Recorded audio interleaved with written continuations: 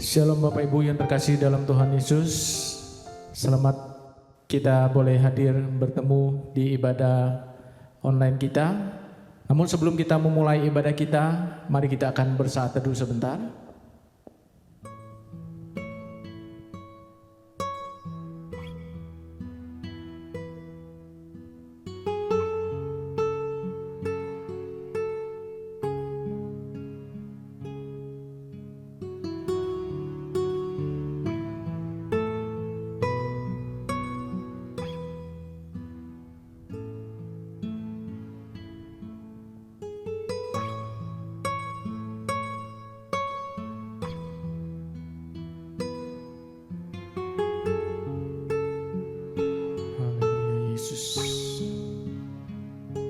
Terima kasih Tuhan.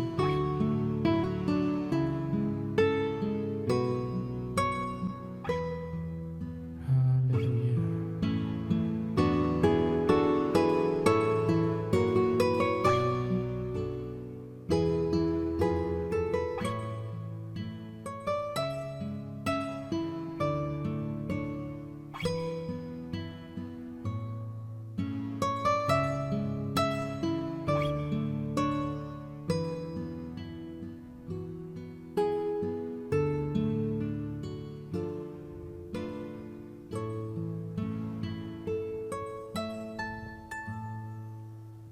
Sebelum kita memulai ibadah kita, mari kita akan menerima foto.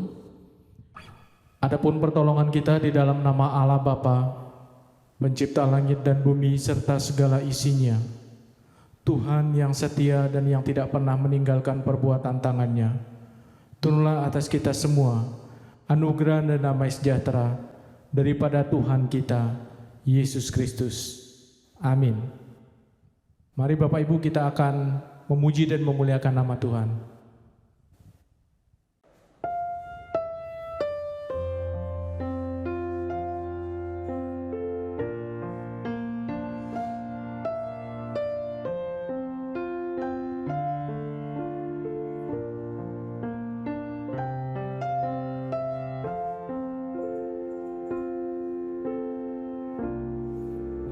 Ku tidak takut,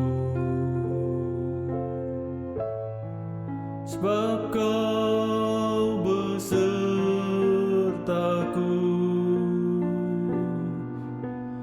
Ku tidak bimbang,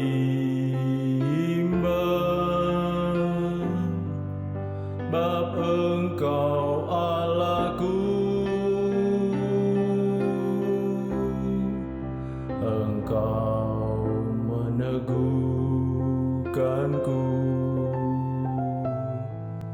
bahkan menolongku.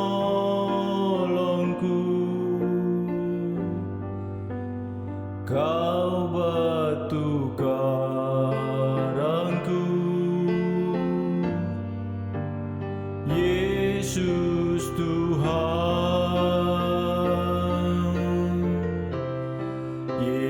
Yesus memegangku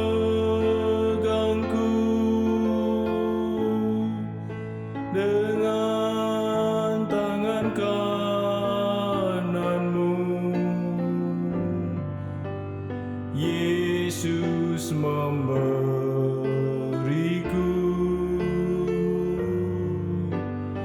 kemenangan.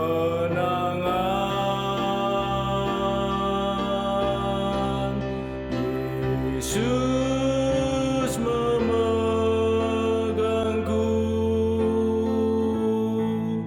dengan tangan kananmu.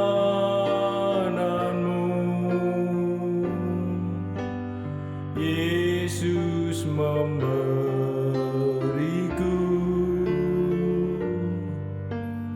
kemenangan.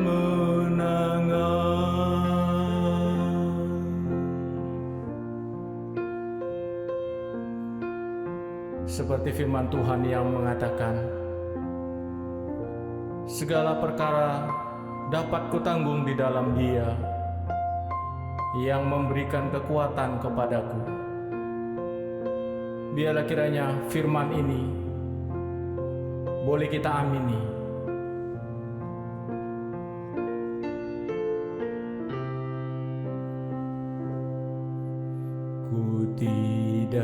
mataku,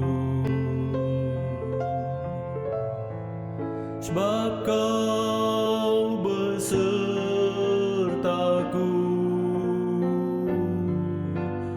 Ku tidak bimbang, sebab Engkau Allahku. Engkau meneguhkanku,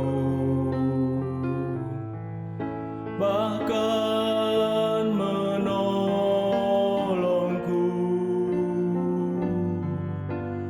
Kau batu karangku,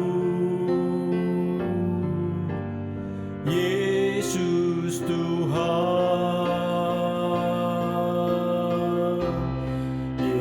Yesus memegangku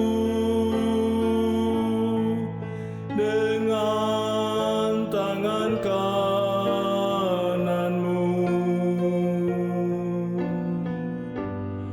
Yesus memberiku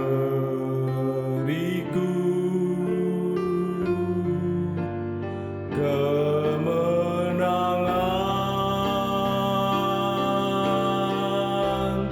Yesus memegangku dengan tangan kananmu. Yesus memberiku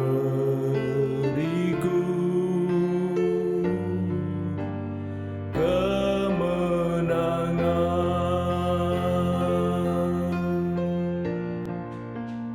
Yesus memberiku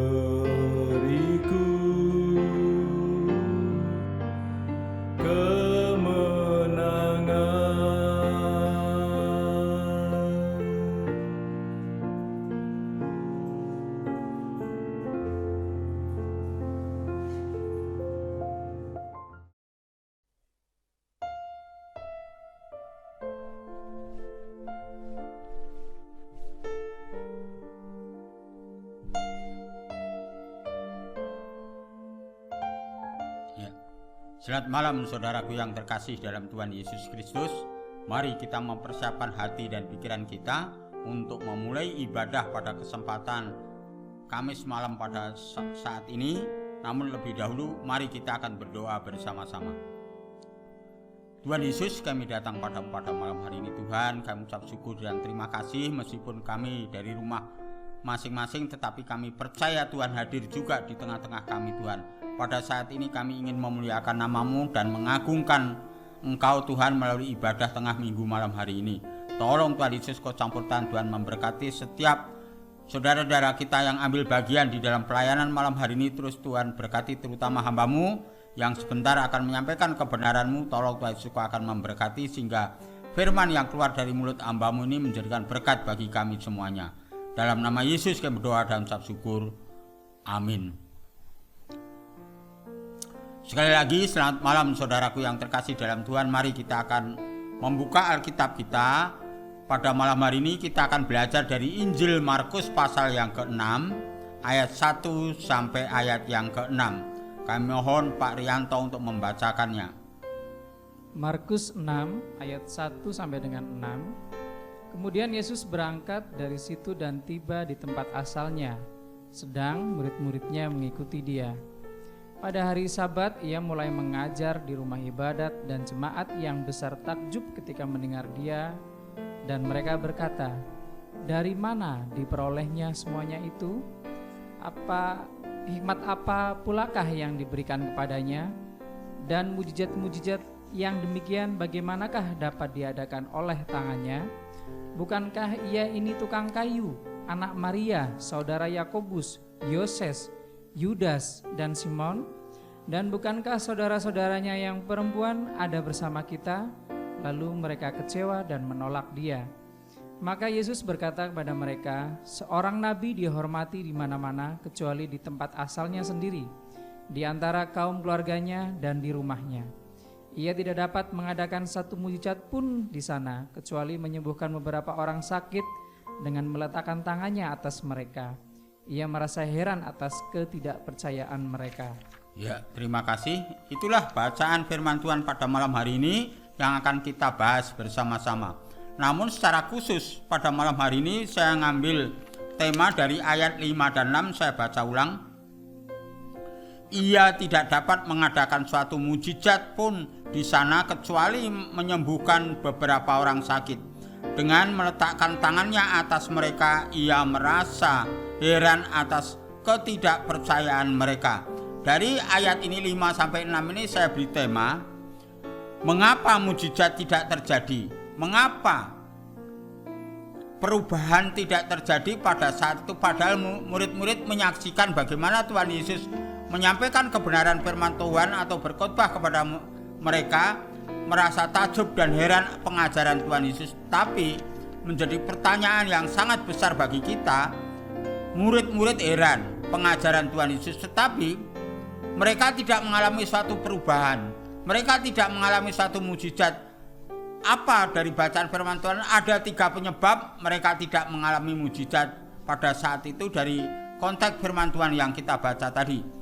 Yang pertama, mereka meremehkan Yesus dan firman-Nya. Yang pertama, mereka itu, yaitu orang-orang yang mendengarkan firman Tuhan itu meremehkan keberadaan Tuhan Yesus. Mari kita kembali ayat 3, kami mohon Pak Yanto untuk membacakan.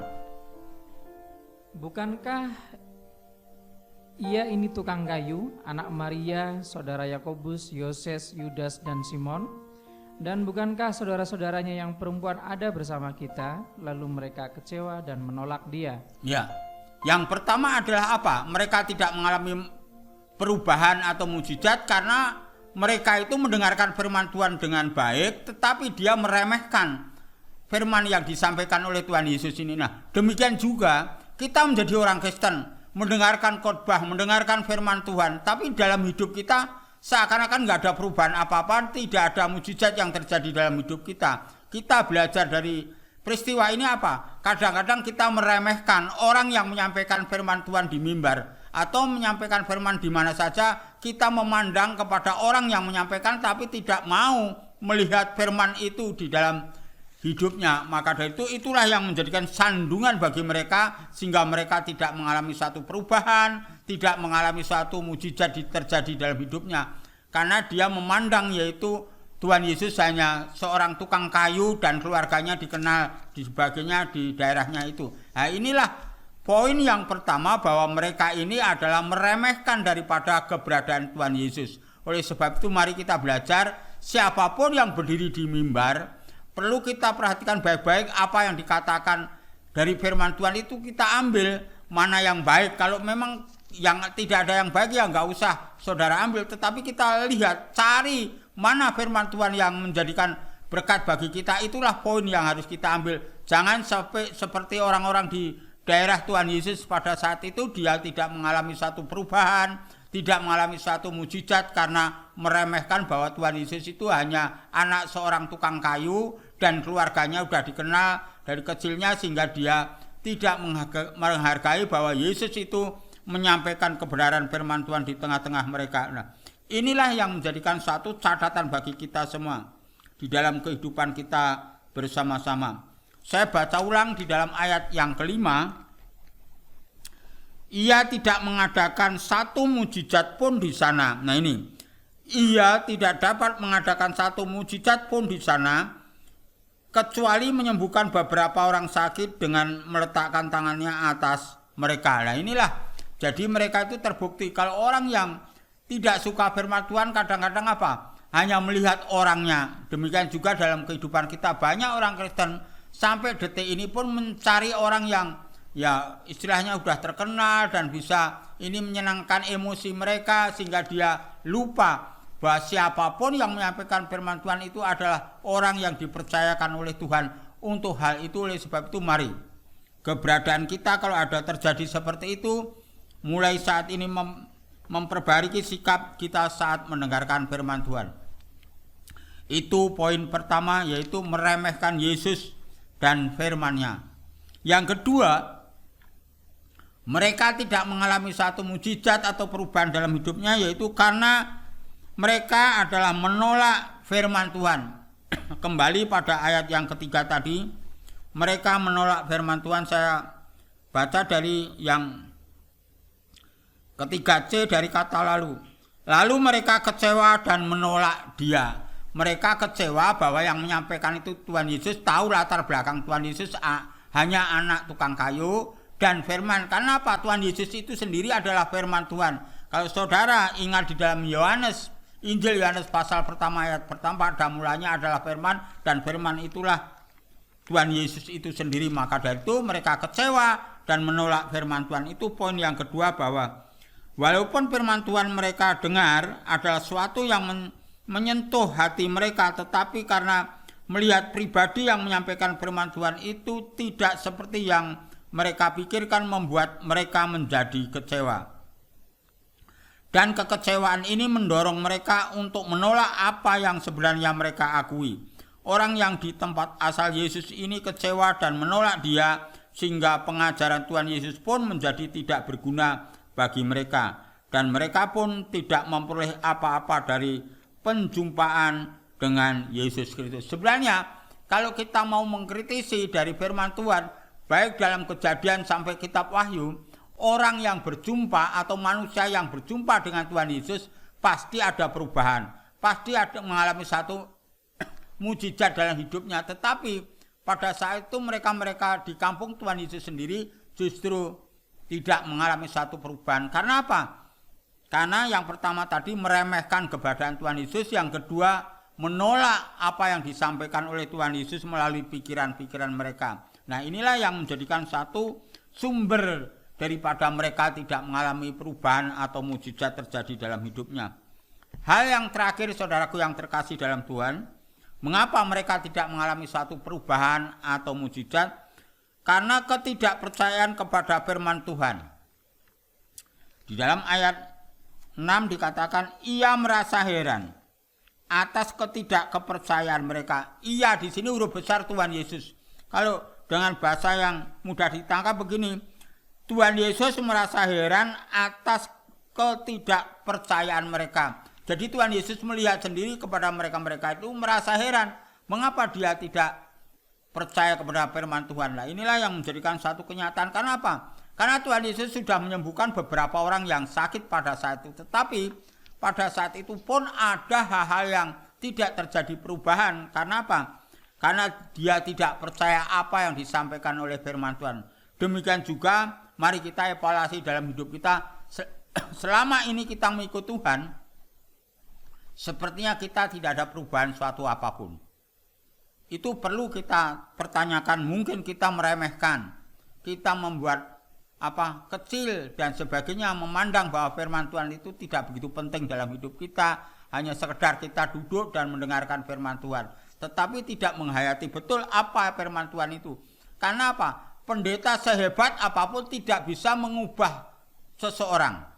Yang bisa merubah atau mengubah seseorang itu hanya firman Tuhan, ya. Karena saya sendiri mengalami, kalau dulu sebelum bertobat saya adalah orang yang saya katakan orang yang temperamen, tetapi setelah saya mendengar firman Tuhan dan menerima firman Tuhan itu, lama-lama dirubah sedikit demi sedikit, sehingga sifat-sifat yang dulu saya rasakan zaman masih muda itu hilang sedikit demi sedikit. Inilah karena apa? Saya diubah itu bukan karena pendeta yang hebat atau orang tua dan sebagainya atau orang yang lebih daripada saya, tetapi karena firman yang sungguh-sungguh masuk di dalam hati dan pikiran saya sehingga bisa mengubah dalam kehidupan saya. Meskipun perubahan itu belum sempurna sesuai yang mengharapkan Tuhan, masih banyak hal-hal yang harus diperbaiki. Tapi paling tidak kalau saya bandingkan sebelum saya menjadi orang percaya, sesudah menjadi orang percaya, pasti ada perubahan yang dirasakan setiap orang percaya. Itulah yang perlu kita ketahui bersama-sama. Nah, malam hari ini kita sudah belajar 3 hal. Mengapa kita tidak mengalami satu perubahan? Mengapa kita tidak mengalami mujizat? Yang pertama adalah meremehkan Yesus dan firman-Nya. Yang kedua, karena menolak dan kecewa. Maka itu kalau saudara setiap firman Tuhan tidak sesuai dengan harapan saudara, saudara tidak perlu kecewa. saudara tidak perlu menolak. Meskipun firman Tuhan itu sangat menyakitkan dalam hati kita, kalau itu firman Tuhan, mari kita terima bersama-sama. Karena firman Tuhan itu memiliki suatu kekuatan, memiliki suatu power yang bisa mengubah dalam hidup kita. Dan yang ketiga adalah ketidakkepercayaan kepada firman Tuhan. Apapun firman Tuhan yang kita dengar, apapun firman Tuhan yang kita baca, yang kita temukan, mari kita percayakan. Karena apa? Tuhan Yesus mengatakan, kalau kamu percaya saja seperti tentara Romawi itu, untuk pergumulannya yaitu pembantunya mengalami satu sakit, tapi karena dia satu patah kata dia percaya, Tuhan Yesus menghargai dari situ. Demikian juga dalam kehidupan kita. Kalau kita percaya apa yang menjadi keyakinan kita, itu pasti akan menjadi perubahan dalam kehidupan kita sebagai orang percaya. Amin. Mari kita akan tunduk kepala dan berdoa. Tuhan Yesus, kami datang kembali kepadamu Tuhan. Kami ucap syukur dan terima kasih kalau malam hari ini Engkau telah menyampaikan kebenaran firman Tuhan, supaya dalam hidup kami ini ada perubahan yang nyata. Oleh sebab Tuhan, kalau pada saat ini kami atau selama ini kami meremehkan tentang firman-Mu, tolong Tuhan Yesus Kau ampuni dalam kehidupan kami. Bahkan kami merasa kecewa dan menolak, bahkan tidak percaya kepadamu. Tolong Tuhan Yesus Kau campurkan, Tuhan memberkati dalam kehidupan kami Tuhan. Oleh sebab itu kami bersyukur dan terima kasih Tuhan. Dan sebentar kami ingin mengakhiri ibadah ini. Tolong Tuhan Yesus akan memberkati keaktivitasan kami selanjutnya Tuhan. Dalam nama Yesus kami berdoa dan ucap syukur. Amin. Kita akan mengakhiri dan berdoa sekali lagi. Tuhan Yesus, kami bersyukur Kau telah memimpin ibadah tengah minggu malam hari ini. Sebentar kami ingin istirahat, tolong Tuhan Yesus akan memberkati. Dan namun sebelumnya kami berdoa untuk saudara-saudara kami seiman di GKRI Kasih Karunia. Tolong Tuhan Yesus akan memberkati semuanya ke tangan kuasa-Mu Tuhan. Jauhkan dari virus baksil yang terjadi pada saat ini Tuhan. Jagai semua jemaat-Mu yang ada di GKRI Kasih Karunia ini Tuhan. Kau jaga kesehatan mereka. Bahkan kami berdoa untuk bangsa dan negara kami. Tolong Tuhan Yesus akan memberkati keberadaannya Tuhan. Baik Presiden, menteri-menteri yang mendukung daripada keberadaan Presiden ini, tolong Tuhan Yesus setiap mengambil keputusan bila hikmat dari-Mu, sehingga dapat mengambil keputusan yang tepat untuk menghadapi yaitu virus corona ini ke tangan kuasa-Mu Tuhan. Terima kasih Tuhan, dalam nama Yesus kami berdoa dan ucap syukur. Amin. Mari kita mohon berkat daripada Tuhan kita Yesus Kristus. Kiranya anugerah damai sejahtera dari Allah Bapa, Putra dan Roh Kudus menyertai hidup saudara, keluarga saudara saat ini sampai Tuhan Yesus datang yang kedua kalinya. Amin. Bapa terima kasih.